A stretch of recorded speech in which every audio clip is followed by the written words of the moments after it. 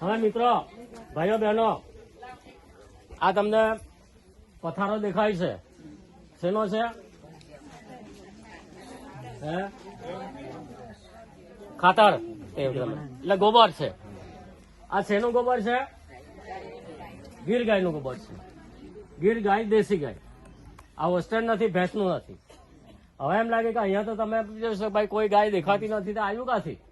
ઉપરથી ટપકી આવ્યું? અહીંયા મારે નજીકમાં એક ગૌશાળા છે, એ સુરતનું ટ્રસ્ટ ચલાવે છે, અમિત ગૌસેવા ટ્રસ્ટ. ત્યાં 100 જેટલી ગાયો છે નાની મોટી. ત્યાંની જે પણ ગાયોનું જે કઈ ગોબર નીકળે તે બધું મારે ત્યાં જ આવે. એ લોકો પાસે ખેતી નથી, એટલે હું ખેતીમાં ઉપયોગ કરું. એટલે ત્યાં લગભગ 4-5 દિવસ એક ટ્રેક્ટર થઈ જાય એટલે આપણે અહીંયા આવી જાય. એ ગોબરમાંથી શું બનાવવામાં આવે છે?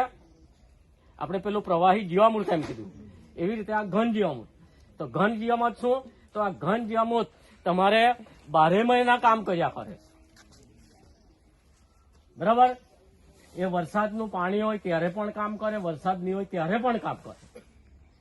એક વખત એને જમીનમાં આપી દેવાનું. આગળના આપણે બાપ દાદા લોકો ટ્રેક્ટર ઠાલાવીને પેલું નાખતા જ હતા, પણ તે કેવું નાખતા? 12 મહિનામાં એક વખત ખાતર કાઢતા.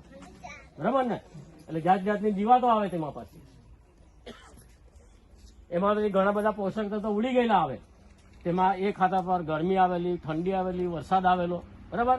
તેવું આ નથી, આ તાજું છે. તાજું એટલે તમને કલર જોઈને જ ખ્યાલ આવી જાય. પેલું હોય તો કાળું પડી જાય. બરાબર ને? આ કાળું દેખાય છે? એટલે આ તાજું ગોબર એટલે કેવું કે ભાઈ અઠવાડિયા 12 દિવસ, 10, 12, 15 દિવસ બહુ બધું આટલામાંનું જ હશે. તે તાજું લાવીને બનાવ્યું. બનાવવાનું કેવી રીતે? હું અહીંયા આ 3 ટ્રેક્ટરનો પથારો કર્યો છે. કેટલા ટ્રેક્ટર છે? 3 ટ્રેક્ટર. આ 3 ટ્રેક્ટરમાં હું શું નાખું? તો એમાં 25 કિલો ગોળ નાખું છું. બરાબર? બીજું 50 કિલો બેસન નાખું છું.